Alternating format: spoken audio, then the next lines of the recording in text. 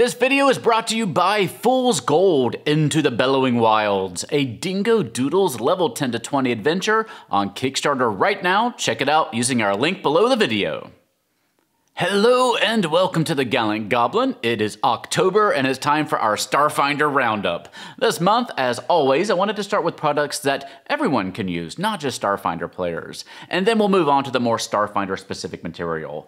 This month we have a new set of flip tiles, a new flip mat, a new set of pawns, and Adventure Path number 41, plus some updates from the Starfinder Society Organized Play League. Many thanks to Paizo for providing these products for us to review with you. So let's jump right in. We're starting with the Alien Planet Ruins expansion pack of flip tiles. Unfortunately, I don't have the starter set for this one, which is the Alien Planet starter set, and I generally do recommend getting a starter set before diving into the expansions. You generally need those base pieces to build out a coherent and usable map, but these are kind of okay on their own. And if you do have the Alien Planet starter set, this set of 24 double-sided tiles adds on different types of ruins. You've got ancient crumbling roads surrounded by alien fauna, crumbling walls and statues, a radioactive core or ever-burning torch fire, a shattered crystal statue or core, and lots of other little details. As always, you can mark these up with whatever marker you have handy and it'll erase clean. Each tile is 6 inches by 6 inches. The Alien Planet Ruins expansion set has an MSRP of $19.99. Next, we have a standard size flip mat called Space Colony. It's 24 inches by 30 inches, but folds down to a nice 8 by 10 pack for storage. One side features what's essentially a space colony set up like a trailer park. Lots of attention to detail here with communal market areas, lots of differently arranged living quarters with beds and kitchens and bathrooms.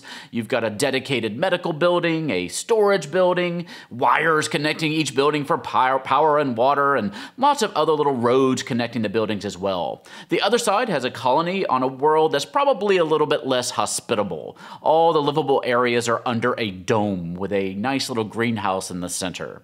You've got a temple or a theater, a living area, a kitchen, and lots of workrooms. Very cool looking flip mat here that you can pick up for $14.99. Next, we have a pawn set supporting the new Tech Revolution book, which I still need to make a video about. Long story short, Tech Revolution is just what it sounds like, a spotlight on the technology of the Starfinder setting. So we get lots of new gear, including weapons and armor, cybernetic augmentations, plus lots of lore to help you with your storytelling. But maybe the 3 most exciting focuses of the book are the new class, the nanobot-infused nanosite, mechs, and vehicles. And the pawn set here really reflects that. We get quite a few new PC or NPC-focused pawns, including races like the Ysoki, the Bantrid, the Drow, Trox, Shobad, Kasatha, Patra, Witchweird, Verthani, Nuar, Skittermander, and the Space Goblin. There's also some new drone minis, a couple of vehicles, and a whole lot of mechs. So if mech combat is on your radar and you don't feel like going out and trying to track down a bunch of old mech warrior minis, this is an inexpensive way to get started. Just remember, as always, that these pawn sets do not come with bases. You can find those either in the Starfinder Pawn Base Assortment box, which has 18 bases for about $10, or you can just use some of your bases from your Pathfinder pawns. The Tech Revolution Pawn Collection is $24.99 and contains more than 100 pawns. Next, okay, here we go. We have Serpents in the Cradle by Hilary Moon Murphy, the second book in the Horizons of the Vast Adventure Path that I am so stoked about. If you think you might be a player in this campaign, use the segmented timeline below me here to skip ahead a bit. In the first book, Planetfall, your party led an expedition to this uninhabited planet in the vast and started your own colony. You weren't the only ones to do so, though. Quite a few other corporations and governments began colonies on other parts of the planet around the same time.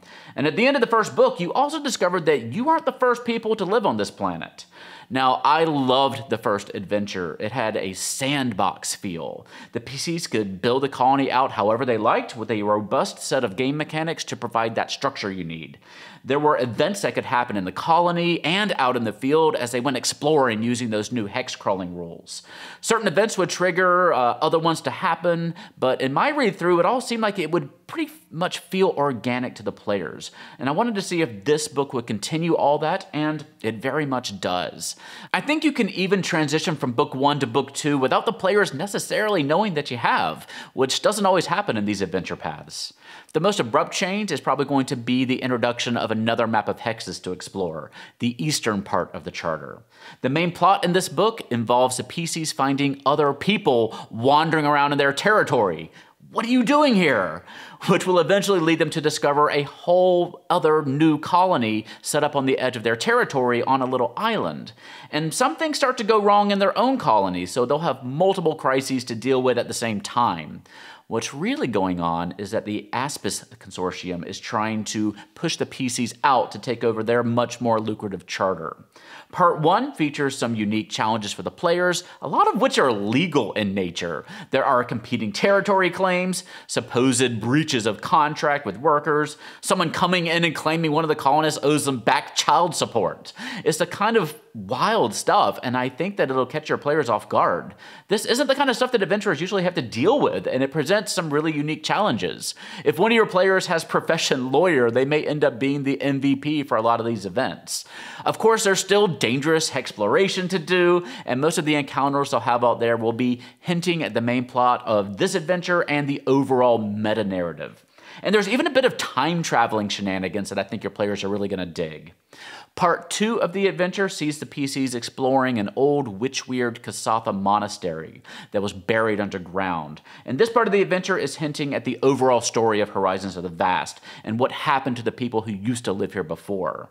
Why did they all die out? And this monastery is going to be awesome if you happen to have any Solarians in your party. And part 3 is where the new squatter colony and the sabotage comes to a head. The party is given quite a bit of leeway on how they want to approach it, and I think it's going to be pretty fun. In fact, there's a whole lot of effort given to helping the GM know how to run the various events and encounters depending on what choices the PCs have made and which events they have and haven't encountered yet. This is one of those stories that's going to play out differently for everyone, and that's fantastic. Your players are not going to feel railroaded in this story, I don't think. No starship combat in this adventure path, which is probably okay for most of us. It all takes place in and around the colony. And this adventure doesn't appear to be too combat heavy either. The adventure toolbox at the end will give you an NPC list for people in the squatter colony and updates on all the other charters on the planet. And by the way, the GM should always make sure that the PCs are aware of the other charters and track their relationships with them. You can use these updates at the back of the book to craft little messages from the other charters or even encourage the PCs to look into what the other charters are doing from time to time. There are trade agreements that can be established, and it sounds like the interplay between the charters will become more important down the line. And the book gives you some background lore on the Aspis Consortium, which has always been the nefarious mirror image of the Pathfinder Society. You get some new Aspis crafted drone mods, a new Aspis mastermind archetype that specializes in bullying tactics and complicated schemes with some pretty cool abilities, I think. And you get an Aspis starship with a stat block, and a whole map, and this one is called the Terminator Sidewinder, and it's pretty cool. You also get some information on the Kasatha Solarian philosophy known as the Cycle, with some new artifacts, Solarian Stellar Revelations, and a Cycle Scholar archetype. Again, a great adventure for your Solarians. Finally, the bestiary features the Aspis construct known as the Arcane Asp, amphibious humanoids known as the Hinkhetsi, the Miasma Fly, the Polygulp, which is surprisingly not a ooze, the Quicksilver Drifter, the Stomachera, the Tangler, and just in time for Halloween, the Ursine Horror. Serpents in the Cradle by Hilary Moon Murphy is available now for $22.99 for the softcover or $15.99 for the PDF. Now, next month's adventure, Whispers of the Eclipse, sounds like it may be a bit of a return to a more straightforward story and a move away from the sandbox style that we had in these first 2 chapters. So I'll be curious to see what I think of it. I'm a little bit scared, to be honest, but we'll hold out hope. And finally, we have a new Starfinder Society module, and if you've ever given thought to current events, it may sound a little bit familiar. A malfunctioning freighter has stalled out in the Vast, potentially causing some backup in the shipbuilding industry. The PCs are sent to investigate. Again, spoilers here for the adventure. If you have any intention to play, kindly skip ahead a little bit. Turns out the ship has recently gained sentience and doesn't quite know how to handle it. The ship is paranoid and full of traps and defenses, but the adventure largely ends with a deep philosophical conversation about the nature of consciousness between the ship and the PCs. So if you have a group that enjoys Star Trek-like adventures with stories like these, I think they'll dig it. Assuming things go well for the PCs, the adventure has a really sweet ending, actually.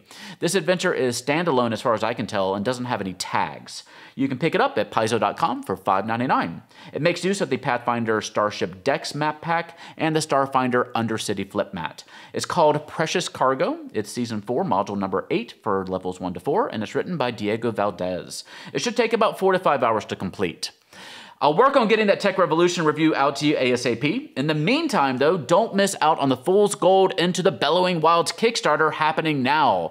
This is a 5e campaign setting and adventure book based on the popular D&D YouTube series by Dingo Doodles. It's a level 10 to 20 adventure that places you in the world's deadliest jungle. And what may be of most importance to the Gallant Goblins audience are the minis. There are some really neat monster and PC minis, including a 12-inch tall Tarrasque that you can get either unpainted or painted in the Sundrop style. Plus, plushies, pens, dice, all the usual fancy stuffs that you've come to expect from Hit Point Press. You want an adventure with a sense of humor and tons of gameplay features, including a new subschool of magic, new races, subclasses, backgrounds, spells, monsters, and an advanced alchemy and harvesting system, plus hundreds of curses. That's a lot of curses. You need to check this out. And you should use our link in the doohickey down below or up there in the eye to do it, because then they know we sent you, and that means we get to keep making videos. It's a win-win for both of us, and that's why we're good buddies. Go check it out today, and then sometime next year we can have a Tarrasque versus Tarrasque video, and I know that's what you've been waiting for. That's Fool's Gold Into the Bellowing Wilds. And thank you for watching today. Stay tuned for our October Pathfinder Roundup, which has like twice as many stuffs as this one does. Be sure you're subscribed so you don't miss anything. If you like my plushie here, go sign up to be notified when we launch our own Kickstarter for him and his Kobold buddies at koboldplush.com. And did you know that Grady has been cranking out free adventures and a free webcomic featuring our little Kobold tribe here? No? Well, you should go check them out at gallantgoblin.com/bonfirebites. Just remember to click the little first button to get to the first page of the comic. Otherwise, come join us on Twitter, Facebook, and Instagram. For now, though, stay safe, have fun, love each other, and I'll see you next time at the Gallant Goblin.